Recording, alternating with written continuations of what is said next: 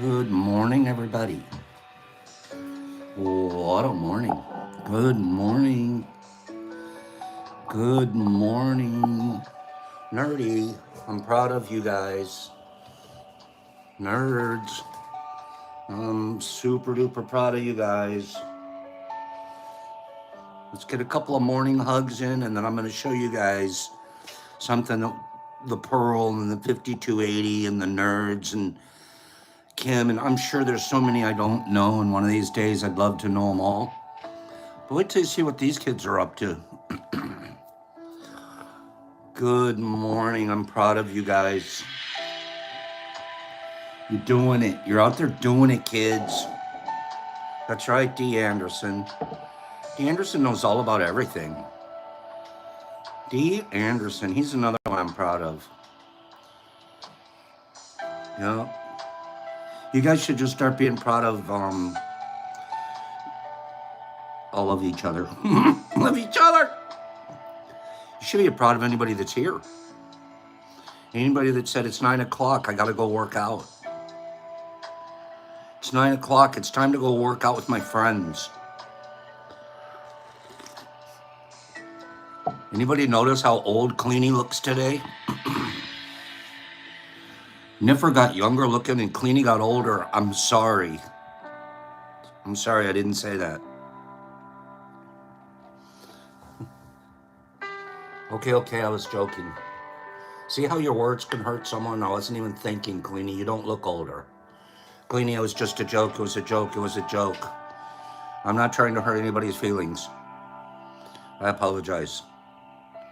See, there's an example of somebody, if it wasn't Cleanie and he is practicing not taking things personal, I could have hurt his feelings. Power. I have so much power.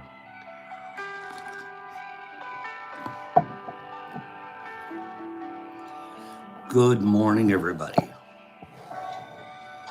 These are the kids I'm proud of.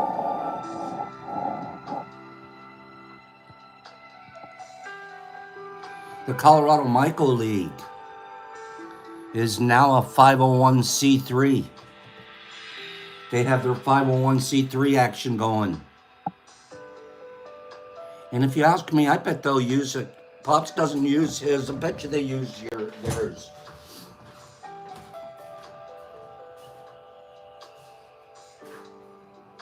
They seem to be pretty active.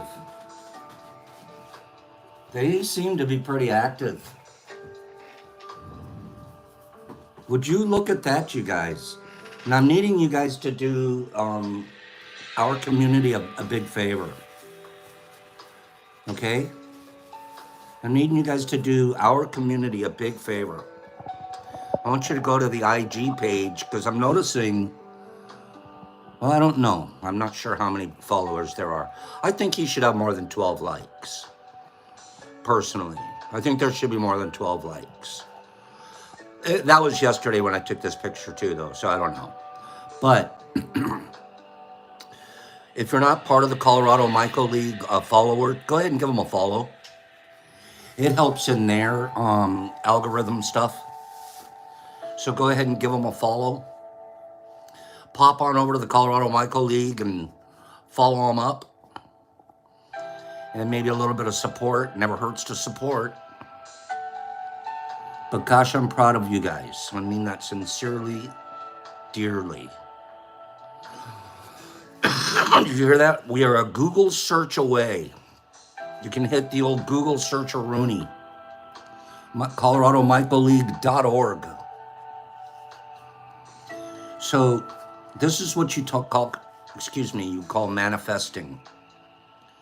They started this and they're continuing it and they're taking it to bigger and broader horizons. So those are the kind of ripples we like to see. I'm very, very, very proud to see this. All of them are working at it. There is no single person. It's an entity. It's a whole group of mycelium, actually. And each of them are their own Spitzenkorper. So congratulations. Great job, kids. And if you met him in person, you'd know why. You'll join anything if you see Nerdy smile. Okay? Good job. Good job. Derek Anderson, I forget, Derek sent me something wonderful. The Waz, is Wazzy here this morning? Wazzy? What are you, trying to take care of me? Wazzy's out there, he's just like, psst, we gotta take care of Pops. And never. How do we get Pops one of those emotional mushrooms himself? What? I got a message yesterday that gave me the brightest smiles.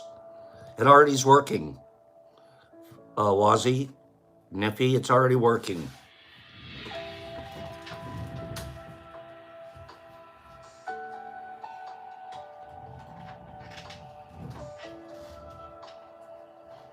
Give me 1 second.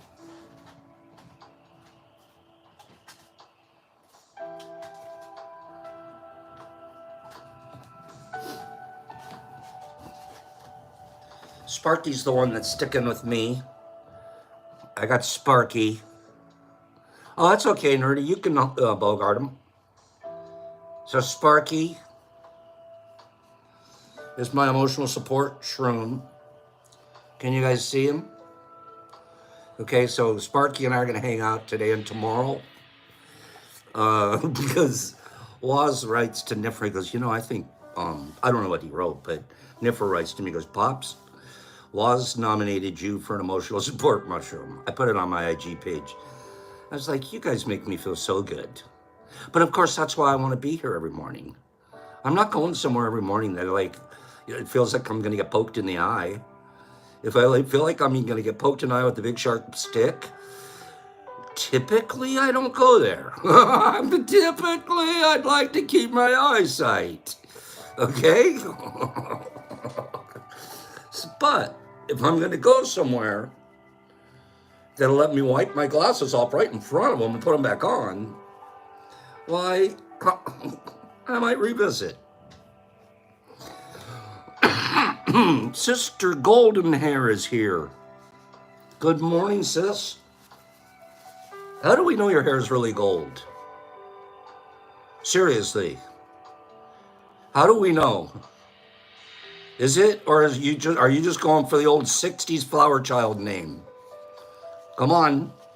Is your hair really golden? Okay, she says it is. Okay, we're going to believe her. We give everybody the benefit of the doubt. Okay? Oh, I know, Niff. Look at him. He's perfect. This is Sparky. I should put a little something down below so Sparky doesn't slip too low, but Sparky's hanging out. Sister Golden Hair. You meet her, she's a brunette. Hi, who are you? Well, I'm Sister Gravenhead. You know I'm teasing you. If you're new, I tease. Okay? Steven's girlfriend's husband, whose father's mother-in-law, second cousin removed, has a lab coat. Okay. All right. Thanks, Steven. Fourth cousin removed.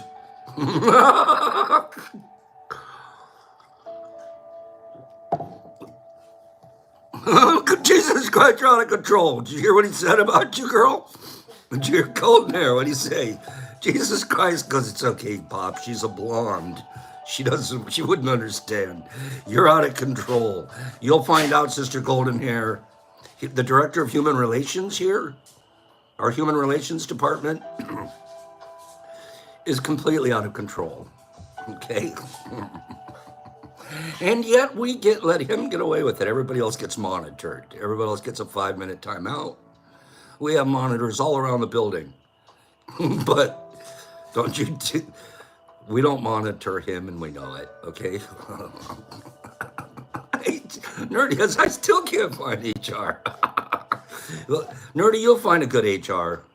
You'll find Derek Anderson.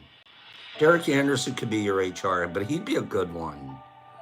Okay, he'd be a good one. He wouldn't be out of control. Oh.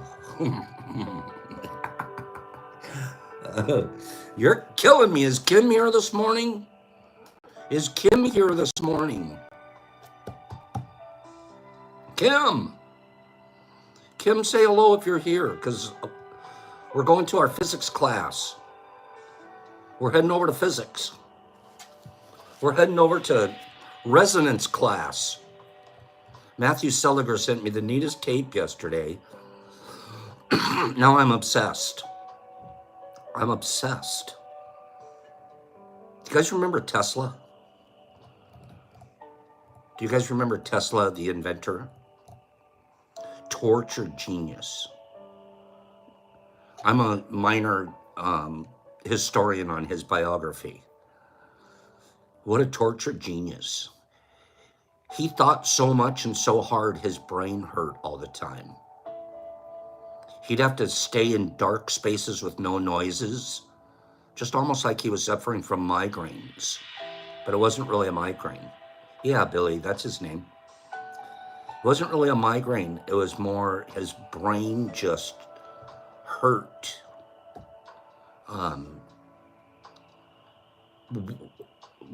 Probably one of the most brilliant.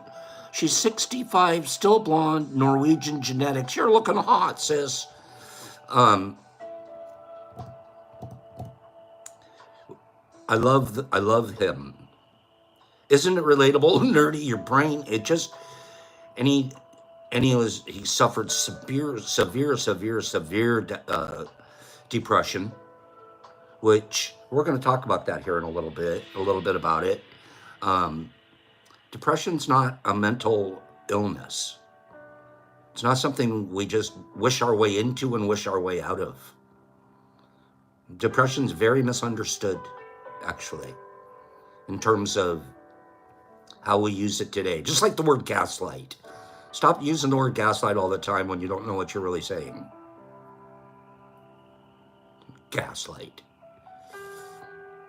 You tell somebody something they don't like and you're gaslighting them. You're gaslighting me. No, I'm just mentioning something to you don't like, I think. Gaslighting is a completely different thing. Go back and watch the movie. Gaslighting is such a deliberate attempt to continuously make somebody feel they're crazy. Not just a rando. Okay? Jesus Christ, you'll never understand. Okay? Anyways. It's definitely a manipulation technique, but we manipulate each other every day in every single way. We manipulate for good, for bad, for attention. Manipulation in of itself. I manipulate somebody to do something great. Gaslighting? I'm just saying in our current cultural context, when I hear people use it, it's often used out of context incorrectly. That's all. I'm just making an observation, not trying to be Joe judgmental or say it the way I want you to. I don't mean it that way. I just watch how it's... Herbie will kind of agree with me. It's overused, maybe, and not always correctly. Because it's important to know. Anyways, we're... what was I talking about before I started gaslighting? What was I? Tesla. Tesla's brain. Tesla, what a brilliant man. And he almost came up with his own philosophy. That's neat, Tori. That's neat. Why would you have to study them? Just practice them. Well, I guess study and practice could be the same thing.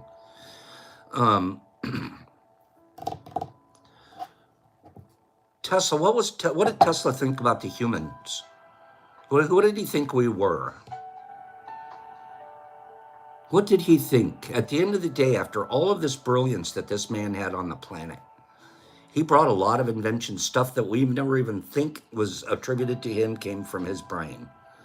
He was so into the electricity and magnetism, magnetism, and also resonance, sound waves. Sound waves were one of the biggest things that he continued to explore And of course, many of his inventions were how to transfer sound waves, right? In order to transfer something, you have to kind of come to some kind of a philosophical understanding of it. Tesla.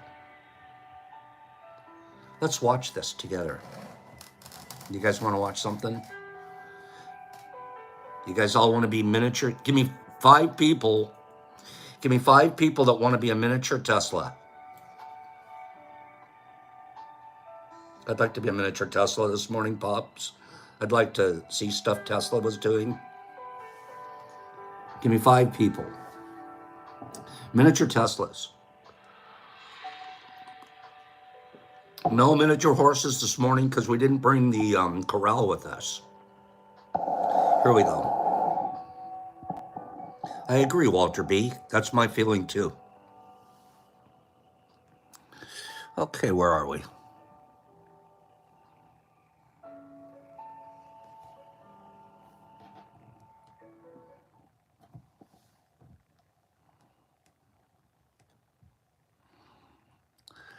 Carefully read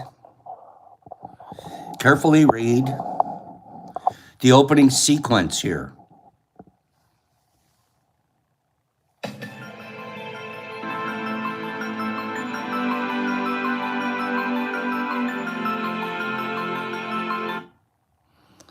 If you want to find the secrets of the universe, think in terms of energy, frequency, and vibration.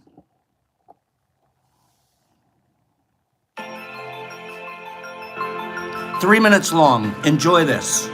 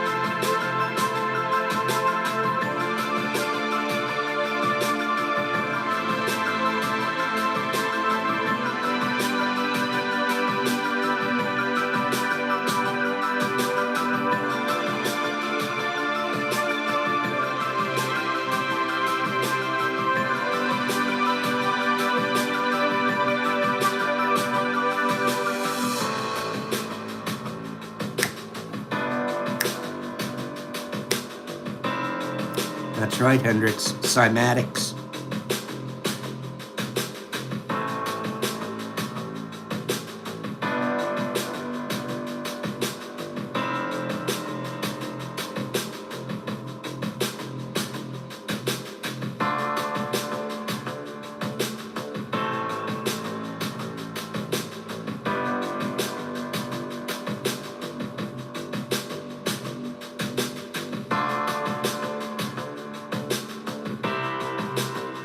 Right, Jeff? This is mind-boggling. This is our nature.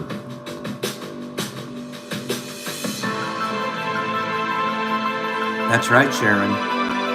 You can see why now. Saturn's going all mathematical.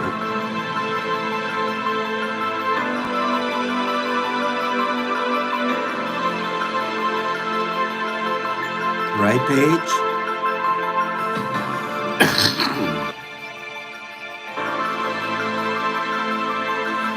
Jesus, be quiet. Could be, Dustin.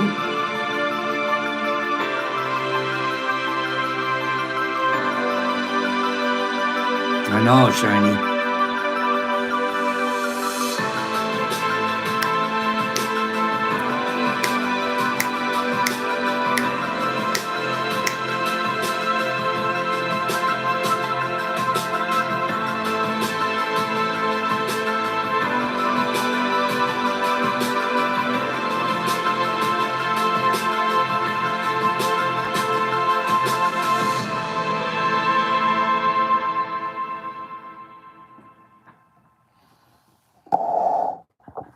Between oat milk and almond milk, which should I drink? Neither. This is a protein. Neither. You've got almond Get butter. out of here. Almonds have a... Okay. Pretty neat. Pretty neat. I've seen that a little bit before, but Matthew sent that to me yesterday, and I was in a mood that was like freaked me out. And I said I got to save that and show it to the crew in the morning. And a lot of you guys sound like you're in touch with this already. And Sharon, did you say? I didn't see Kim here this morning. Sharon, did you say that Kim has one of these already? One of these resonance sounding board things? It makes sense. That's right down her alley. But mathematics, when it's all got to add up. You know, I don't want the world, Matthew, I don't want the world to be 3 6s and 9s, but it might be. I don't know. What I find out is I don't know everything. Stuff like that teaches me how little I know. I'll never understand it. I don't have enough time left on the planet to fill my brain with all of that new information. I'm still filling it with all the other information that I'm filling it with.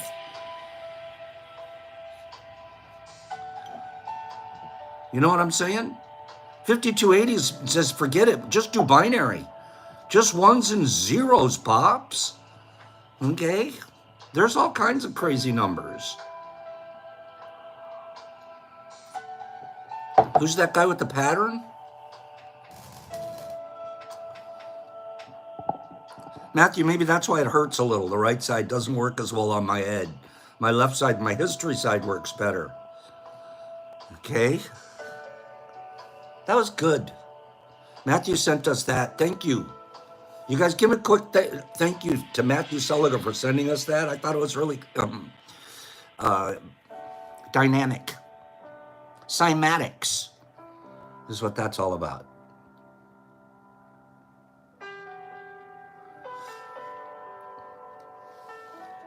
Down syndrome. Down syndrome. Kind of misunderstood. Let's talk. We're going to do 3 or 4. Thank you for thanking Matt. Oh, that's great, RFFL. Let's get rid of a couple of myths about Down syndrome. Anybody want to do that with me? I have 4 or 5 myths that we're going to blow up.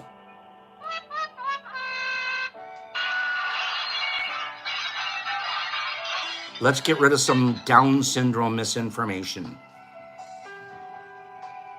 Then we're going to talk about some depression misinformation. And then we're going to talk about, who wants hypnosis misinformation? Hypnosis. Down syndrome is a rare disorder. Not true. It's not true. Just when you think Down syndrome is like 1 in a million, you find out it's 1 in every 690 babies in the U.S.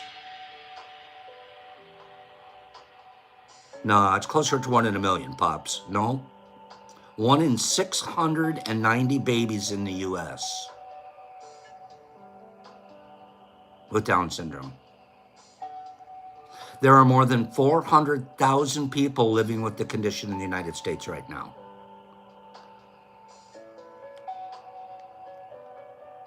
Sarah, we'll talk about hypnosis. I would have thought that the number was much higher. In other words, the frequency was a lot less. There were 1 out of 691 doesn't sound very rare, is what I'm trying to say. People with Down syndrome have a very short lifespan. They only live till they're like 14, 15. That's not true, Pops. Stop it. Tell the truth. Don't misinform us. Life expectancy for people with Down syndrome has increased by a lot in recent years. with the average life expectancy approaching people without the condition at all. Okay? So stop thinking because you see a Down syndrome person that, because I'm not kidding you, I was raised with that idea. Somewhere along the line, it creeped into my head, poor guy, he's only going to go, you know what I'm saying? I don't know why. It's wrong. It's misinformation. Here's another one. Here's another one.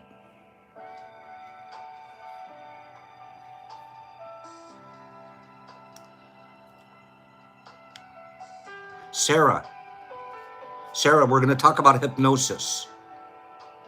Let's see, did I do autism? Do I have some autism in here? Oh yeah, let's talk about autism instead for a minute. Autism. You know the whole autism spectrum situation? You know, when we were growing up, we didn't know anything about, like I'm talking 60s and 70s. We didn't really talk about autism. It wasn't really spoken of.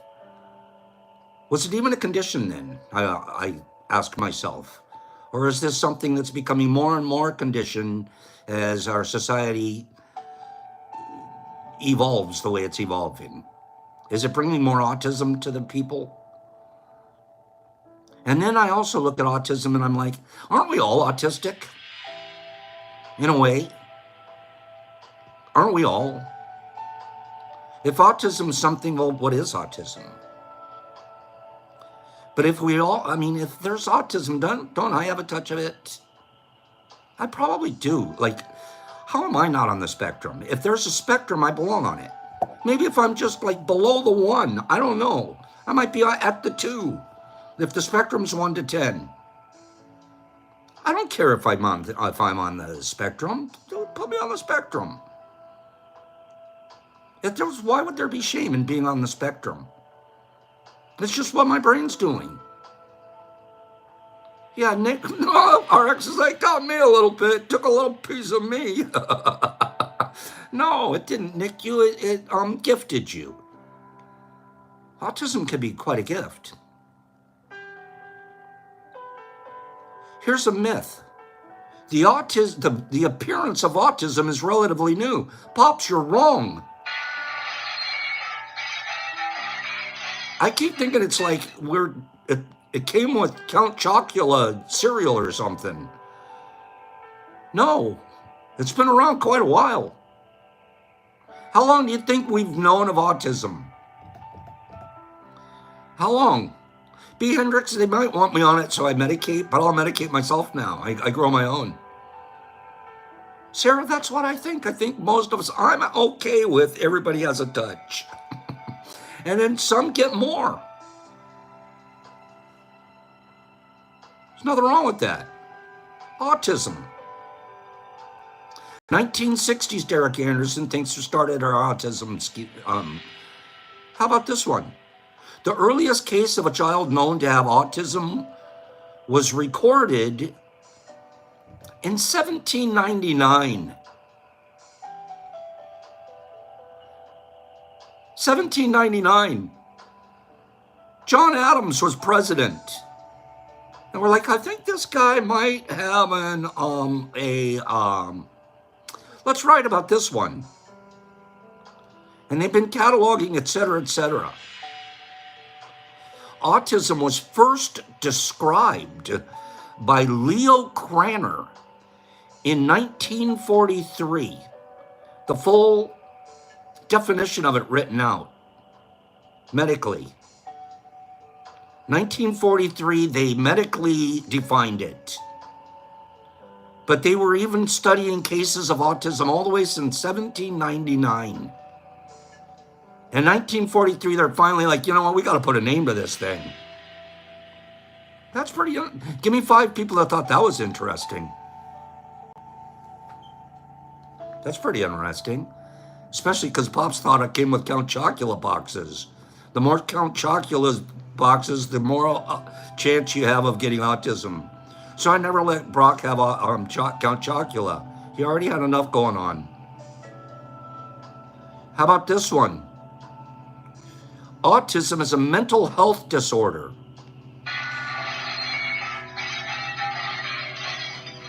No, it is not. I'm sorry to tell you. Autism is not a mental health disorder. It's a neurological disorder. Neurological disorder. Studies done on people with autism have found that the abnormalities exist in the brain structure and in the neurotransmitter levels.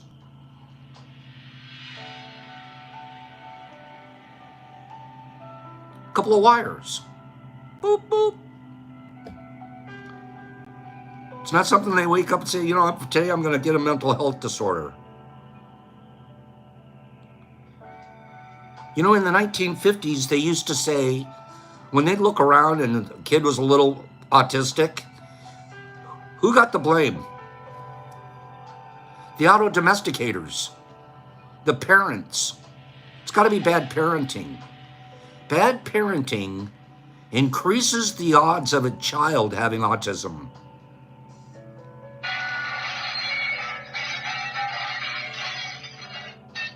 That's ridiculous. If it's a neurological disorder, what does it have to do with parenting? In the 1950s, it was assumed, we're going to find out one of our agreements is we don't make assumptions. Why would the whole culture assume it? Because that's what they were domesticated to think. In the 1950s, it was assumed that autism was caused by emotionally distant parents. If that was the case from my dad, I'd be a number 10 on the autism scale right now. I swear, I'd be a number 10. If it's emotionally distant parents causing autism, I'm a 10 on the autism scale. He changed my neurotransmitting. Studies since have debunked this myth. Truth is, we are still unsure of what exactly causes autism. Queenie, you'd be on the 10 with me? It's not emotionally distant parents, okay? People with autism definitely tend to be more violent. Many people know that. The level of violence among autistic people is much, much higher.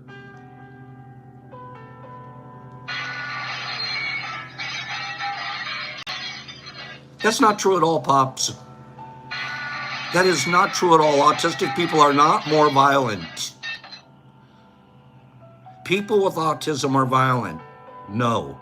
Violent acts from autistic people come from sensory overload or an emotional distress. Otherwise, it's very unusual for autistic individuals to act out violently or to pose a danger to society. It's an overload. When you see one having an event, they got overloaded. It's not because they have a violent personality. Okay? Couple more. Do you guys want to hear a couple more autism things? I feel like we're learning together right now. Next time when we're dealing with autistic people, wouldn't it be better to know more? Right, Myco? That's true. Yeah, that's true. Let's just do a couple more. Mystery Box, we talk about mushrooms too, but not that much here right now. All autistic people have savant abilities. All autistic people are also savants.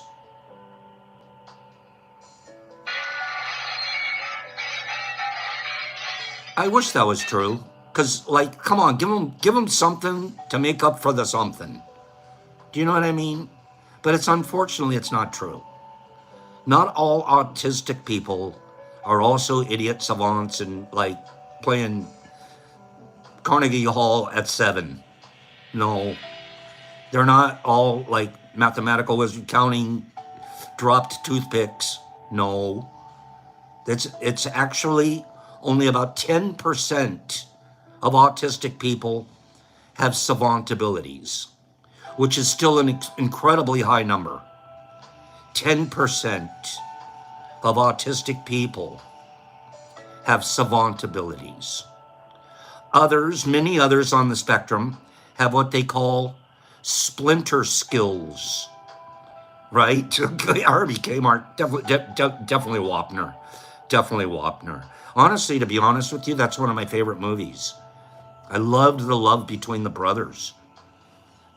And while Tom Cruise has never been one of my favorite actors in general, his acting in that movie was off the chain.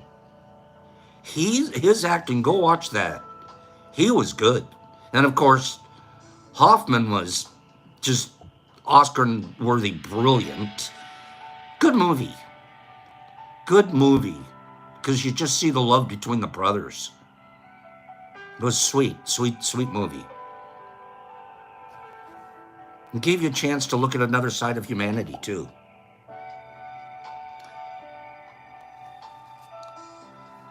All autistic people have savant abilities? No, only about 10%. Others, many others, don't you agree, Queenie? Many others have what they call splinter skills. Splinter skills are areas where they are highly skilled in comparison to any of their other overall performances. So there's certain skills that they can do very, very well, and then others not nearly so well. So there's a splinter skill category, which I've never really heard of before, and then the savant category. Autistic people don't know how to feel empathy. Did you know that? They're missing the empathy gene. It's one of the missing DNA in the DNA setup, genome. They can go in and they've found that the autistic people are missing the empathy gene.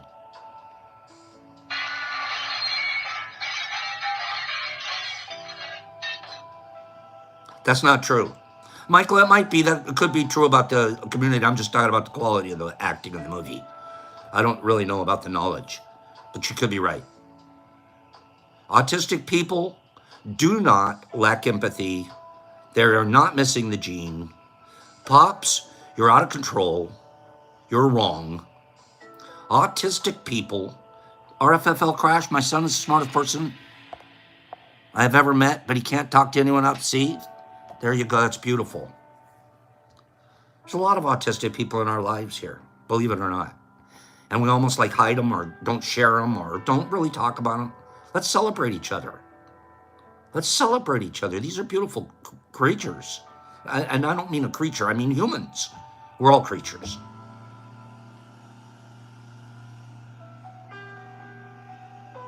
Autistic people feel as much, if not more, empathy than average people. However, they find it harder to express it in ways that we recognize it. That's so compassionate. Let's remember that. Let's remember that. Because we look at it and go, oh, there can't be any. You're actually looking at a human being that has so much empathy inside, and they have no way of expressing it to an ability for you to recognize it. They're transmitting. It's your receptor. Makes me sound like we have to work on our receptors a little bit, huh? I'll work on mine. This is a great topic for us here this morning. I feel like there's some healing going on right here. Mystery box. What Melody Dawn said? What'd you say, Melody? Yeah. We can't have filters with each other, Sharon. This has to be a place where we can all come and let our underwear show. Just wear clean ones, okay? Autism can be cured. No. There is no known cure for autism.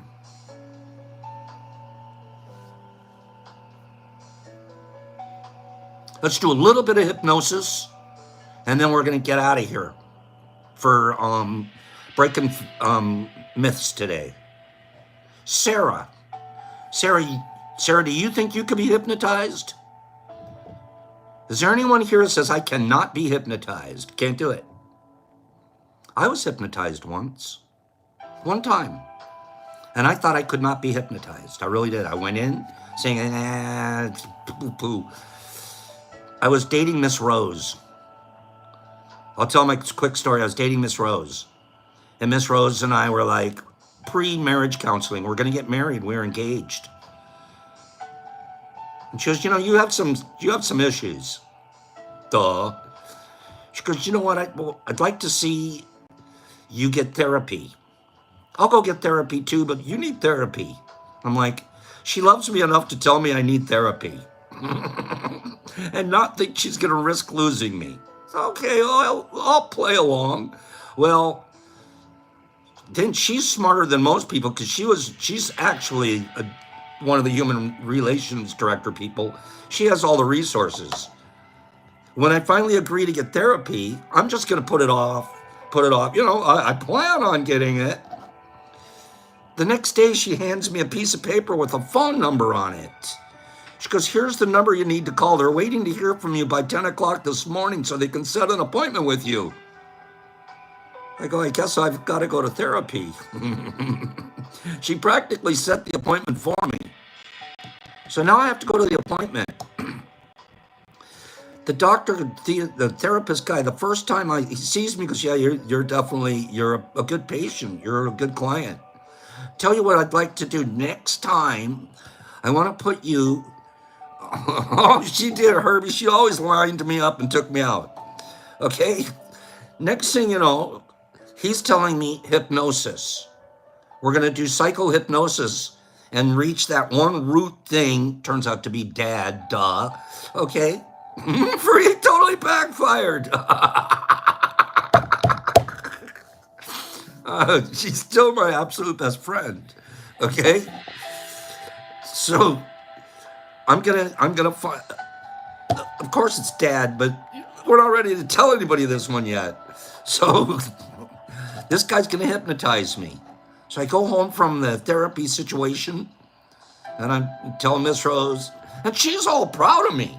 Oh, you're doing therapy. You're not just doing, you're gonna do hypnosis, dude. Man, now I'm in. You know, once you start showing them you're gonna work on yourself, men, show the women in your life you're going to work on yourself, like we do here. It goes a long way, okay? Free. Tell us, doesn't it help? So anyways, I go back. It's hypnosis day. And the whole time I'm like, I know I can't be hypnotized. So he does the lay back. I forget the routine he goes through. I don't want to pretend a routine. But I'm not even joking. All of a sudden, I hear a snapped finger. Right, Free? All of a sudden, I hear a snapped finger, and I wake up. And I'm not kidding you. I have no idea what I did or said. I mean, at that time, he tells me later. Coming out of the hypnosis, my brain, my body felt like I had slept the most delicious sleep on a cloud for the last 3 days. I was like, I came out of it thinking I was never in it. You know what I mean? I'm like, almost like Cosby's dad. Okay, so what's next? Little did I know I was under for half an hour and the guy had mined deep into my brain. Here I was next, you know. So I wake up and I'm just completely refreshed.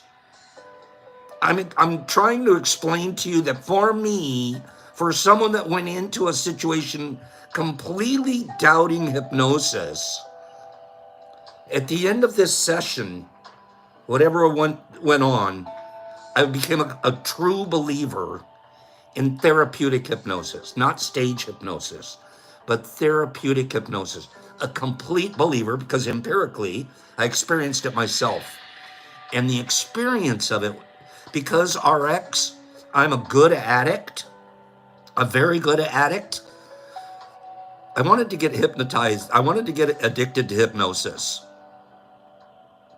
I'd sure like to do that again. I'll be back tomorrow. It was the best non-medicated post-high, whatever I have ever had, and I can still experience it as I'm thinking about it back right now. It was a really, don't be afraid of finding somebody that's truly good at what they're doing and see if it works. And what ended up for me, our therapy, I ended up going there for about 9 months.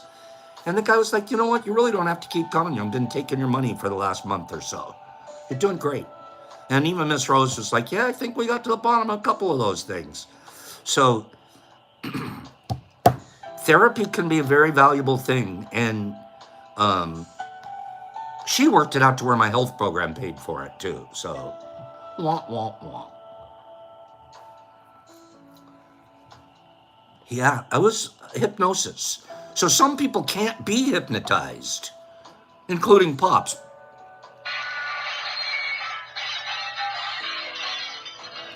Everyone has the ability to be hypnotized. Everyone. Everyone can be hypnotized because it's natural. Think about that. Normal state, every one of us engage in a couple of times a day when we wake up and when we go to sleep. It's close to the same brain waves, REMs, everything else. If you can fall asleep, you can be hypnotized. You can be hypnotized to do things against your will, of course.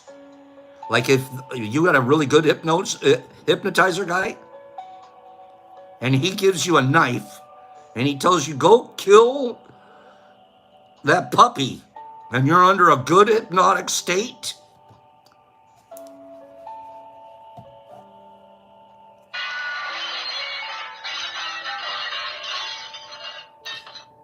not true. The person who is hypnotizing you can't make you do anything against your will. During the hypnotic session, a person is still actually completely aware of everything that is going on.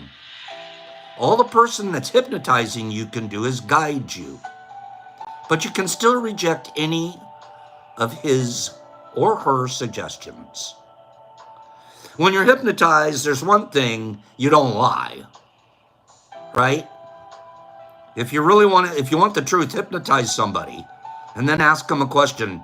They can't lie while they're hypnotized.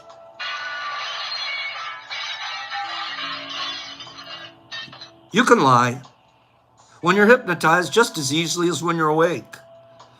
Hypnosis just gives you a deeper access to your unconscious. So you might even be able to tell more creative lies when you're hypnotized, as opposed to when you're awake. I guess it's just your intent. I intend on being cured. I'm going to tell the truth. I intend on misleading this person. You won't remember anything your hypnotist said. According to this. My truth is, I don't really remember anything he said. I don't remember. I just remember the wake up part and the overwhelming float on a cloud for, like, I floated out of the therapy session. I was, where do I pay? Can I come back tomorrow? Or float me to my car, please. You know, it was amazing. Being hypnotized doesn't mean that you will enter some unconscious trance and not remember anything that happened to you while you were in it. While everyone experiences hypnosis differently, you're still consciously aware of what was said to them and what happened all around you. I'm 50-50 on that from personal experience. And finally, you can get stuck. There have been a few cases, especially in the United States and then in India. Mostly in the United States, but India's second. In cases where people have gone into the hypnotic trance and been stuck there. That's it. They almost become like vegetative. You go into a hypnotic state and you're stuck there forever.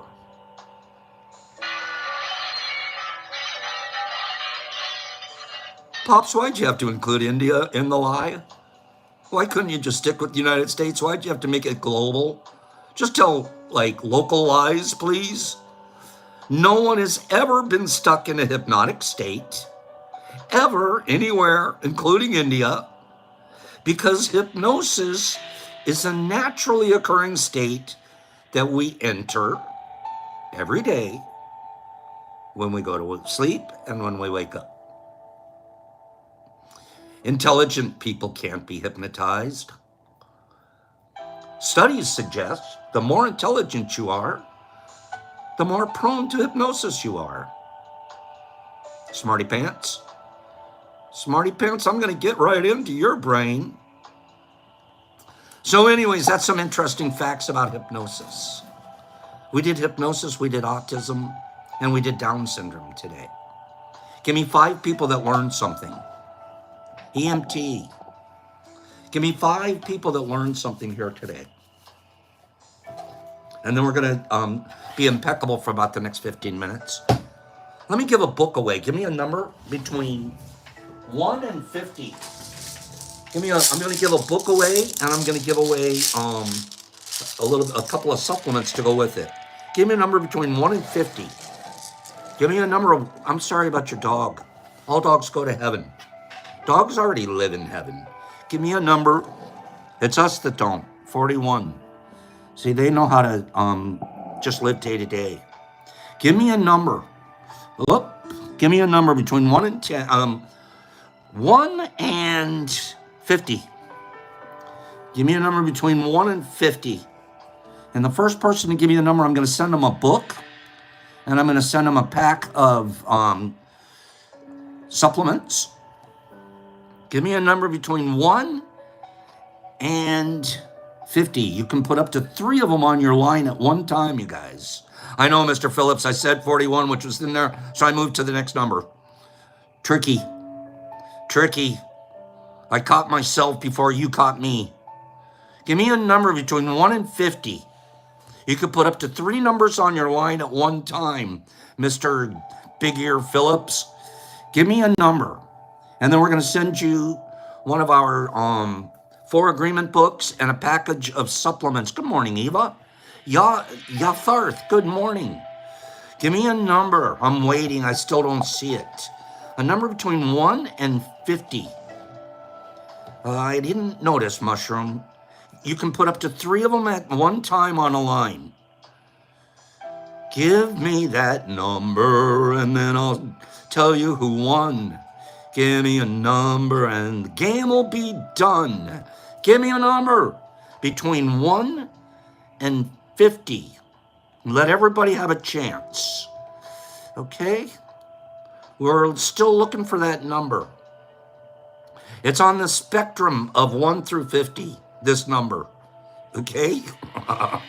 It's on the spectrum. Okay, it's on the spectrum of between 40 and 50. I still haven't seen it. It's on the spectrum between 40 and 50.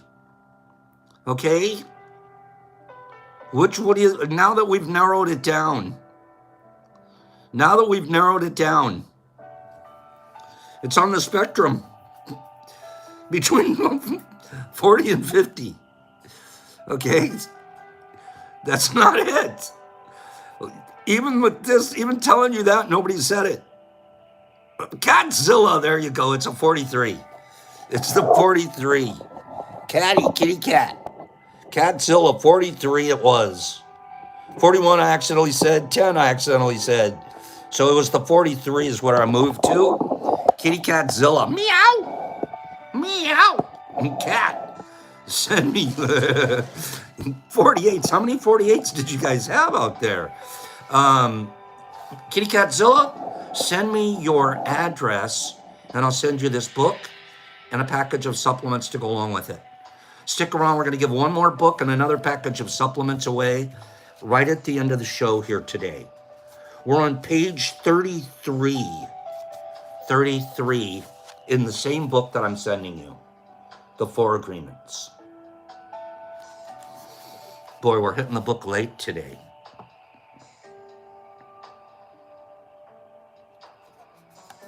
We're talking about the power of the word. And if we remember back to a little bit earlier in the book, he talks about the world as being his term for the world and the way culture and society is established today and our whole domestication. He calls it the dream of hell. So when we hear him use the words a dream of hell here, he's talking about the status quo. He's talking about the current typical human condition, the dream of hell. The power, and then hell he considers, which I have a very easy time agreeing with this, hell is where people are just living in a domesticated state and don't even realize it. We're just a bunch of sheep doing what we were domesticated to do. To me, that's hell. And to him, that's hell. And we can live different lives than that. We don't have to live in the sheep pen of untruth and mistrust and fear and guilt and shame. The power of the word is completely misused in hell. We use the word to curse.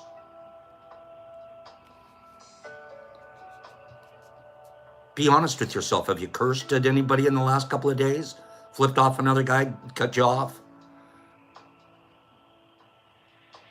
What a misuse of your word. What a misuse of your own personal energy. That's hell. Just cursing. Cursing generally, unless we're using it like somewhat in a, almost like a fun way, it generally means you're lacking vocabulary. You're in some kind of a level of emotional appeal. I need to watch my cursing even a little bit more, but I watch it. You know, we use the word to blame other people. The minute I blame somebody, I'm not taking responsibility myself. This is the first thing that you'll learn when you really want to be sober. There isn't anything that happens that you're not involved in, that you're not also responsible.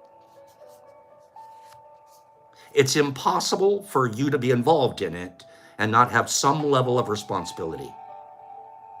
Oh, well, I'm the victim because you started the conflagration in the first place. You were the little match that started it. Now it's on fire and you're a victim. You played a part. When we don't recognize the part we play in things, we're going to repeat it. We'll repeat it over and over and over until we can really say there isn't any argument, there isn't any disagreement, there isn't any negativity that I'm experiencing that I'm not playing a part in. Because I don't have to play. I do not have to be involved. If I choose to, use my power that way.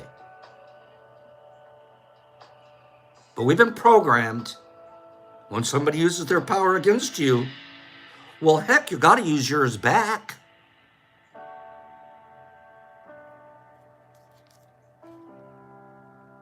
We blame. We accord guilt to ourselves and to others. Well, they must be guilty. You don't know a thing about it. You are in the nosebleed of their life. You can't even see the color of their eyes. I can't even tell you if Sister Golden Hair really has golden hair. And I'm going to sit here and tell you that her comment, now gossip about her.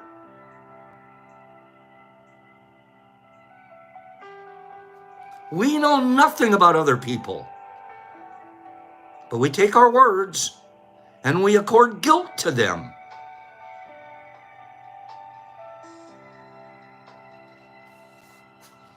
You know what else we do with our words? You know what else we do with our words? We destroy.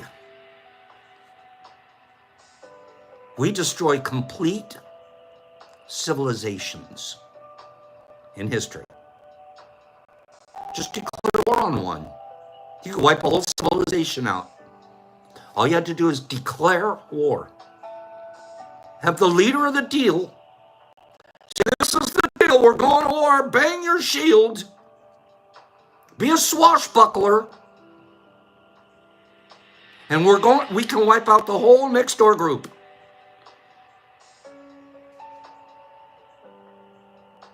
We can wipe out whole communities in Ohio.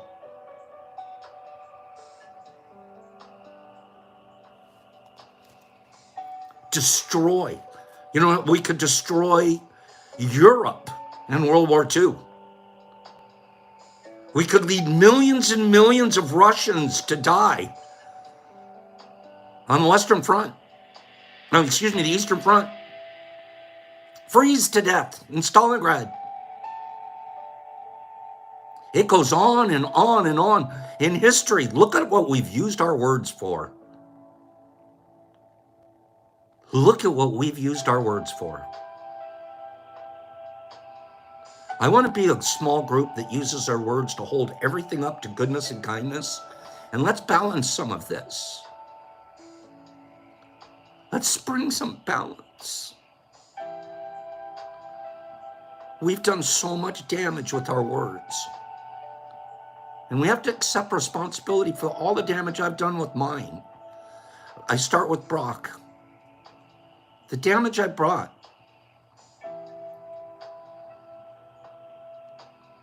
When you recognize that you still got a great chance to rebuild it if you're impeccable. Impeccable people are bridge builders. We don't stop building.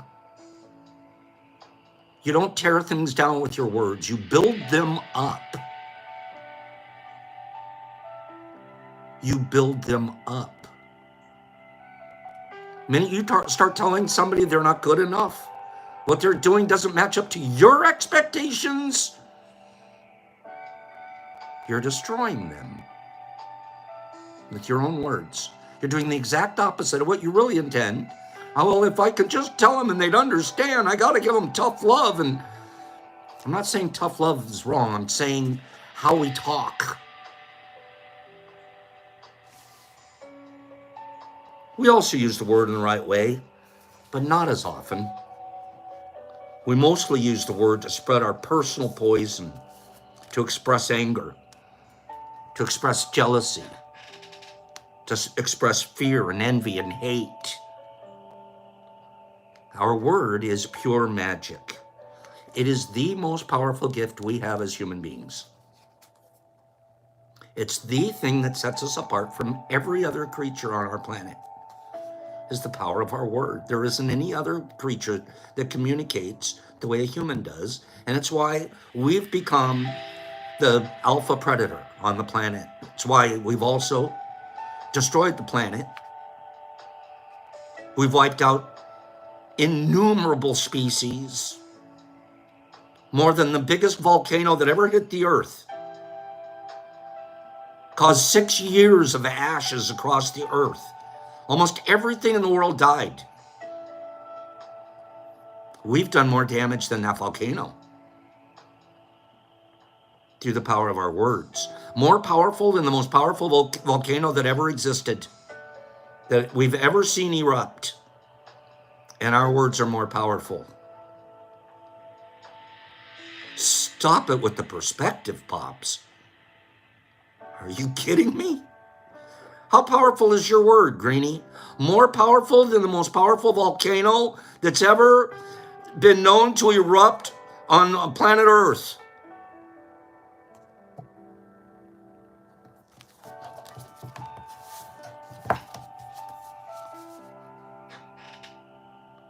So what do we do with this power, this volcano power?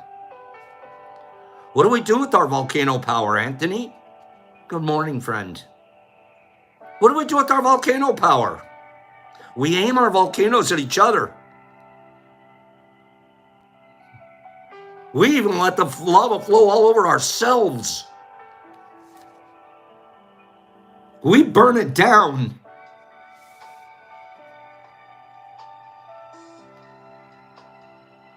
We create chaos with the word.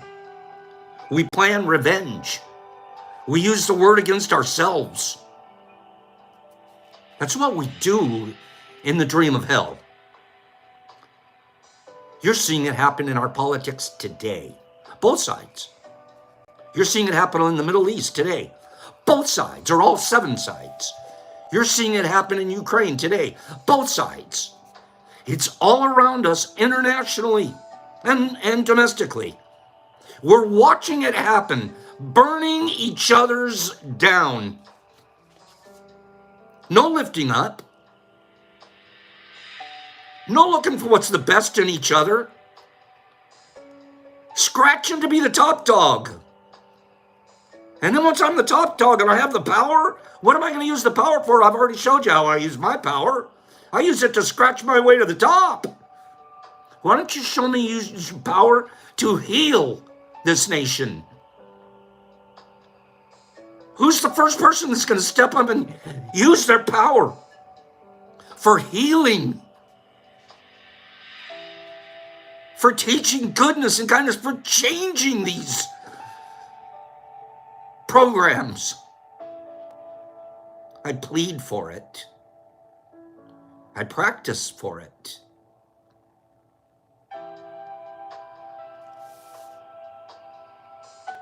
We watch it, and it's happening in our humans, the ones that are supposed to be the leaders of the whole deal. There's the best and the brightest of us showing us how it works. Shredding each other. This is how it works when you're up at the top. This is what top dogs do. Great leaders. Great. All the way from every one of them. Every single one of the leaders.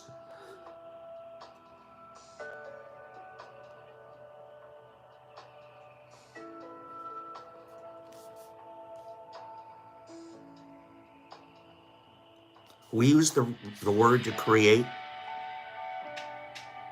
We use the word to create. But what does most of the world create?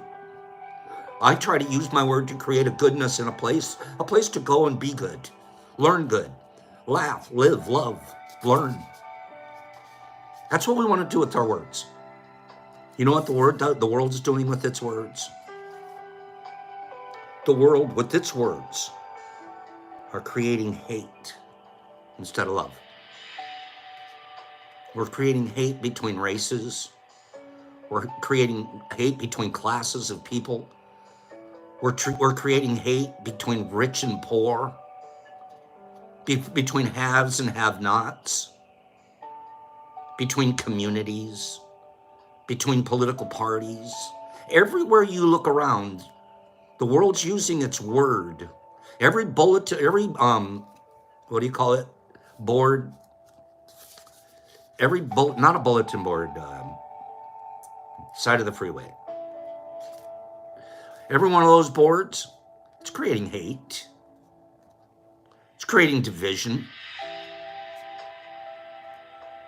Every one of those commercialized things. If you don't have an Eve's billboard, there you go. Thank you, Dee. If you don't have an Eve's Cartier watch on, well, you're not as good as me, the guy in the picture.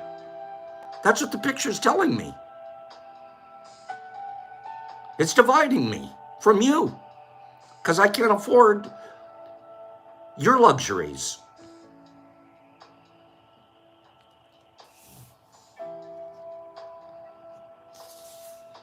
We don't just stop at the races, though. We'll actually we'll create hate between families. How many people know families that don't get along with their in-laws? Their families are actually divided. In-law versus that, outlaw this, and how many people? We actually have hate between our own families. And we look around and go, oh, they're hating in the... You're doing it in your own family at the molecular level. What caused it? Somebody, some words, misunderstandings, lack of care. Could it be different? Yeah, all you have to do is stop using words and dividing your family. If you don't like the person, just avoid them. But we don't do that. We gossip about the other family. No, the trailer parks. We live in the cul-de-sac. There are a trailer park and whatever. In-laws alone. We have it. We have it even. We have it in our own families, brothers and sisters. Can you imagine that? They were programmed in the same hell by the same programmers, and instead of coming out of the hell and working on new programs together, because they're connected by blood, they've decided to hate each other for life. That's it. He's out of my life forever. And I'm okay with that. You are? You could be mentally, but your soul will never be. Your soul will never be. And all it takes, just be the big one. Just be the kind one. Just never use a negative word against that person ever, ever, ever, ever, ever. If it's so unavoidable that you know you're going to say it, then you avoid the person. Other than that, you can fix things. You have the power. You have the power. Do you have a negative relationship in your life? You can fix it. You have the power. You're not going to fix them. You're not going to change them. You're going to change your approach to it. You're going to own your part that caused that problem, because you have a part. I guarantee it. We could find the root. Even if we had to put you under hypnosis, we'll find the root. You have a part. Own your part. Admit to your part. Admit it to that person impeccably with kindness and love. And then let the energy flow. You're done. There's no more hate in you. There's no more hate in you. You did your part. And you did it not because, oh, I'm going to do my part and see what happens. You did your part because it was the right thing to do, because you've got the power. And you're the one that's now released. Now that spot that was held with that little bit of something is completely free to be fertilized for goodness and kindness. Do it, shine. But do it with a heart that's about, bro, I just want to let you know I blew it. This is my part. Whatever it is, just own it. You can fix things with the same power. And if they don't get it the first time, that's okay. Manifest some more. Especially if you're super, super responsible for the destruction. And sometimes we are. There's things that we've destroyed we can't fix. That's okay too. That's where you don't live in the guilt and the shame of it.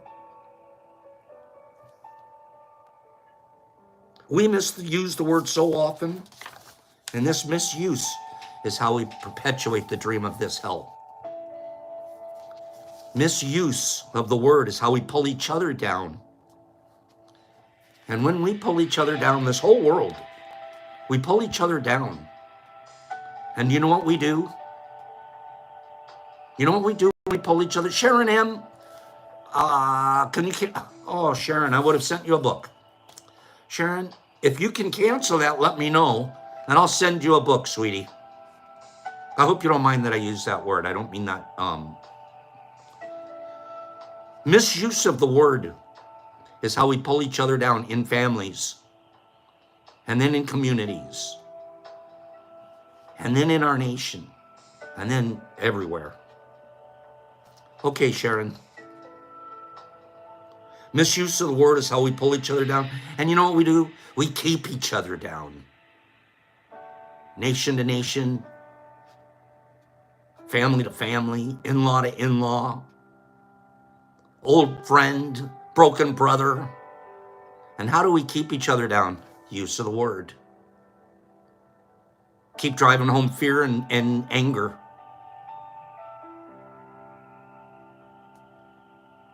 The word is the magic that humans possess.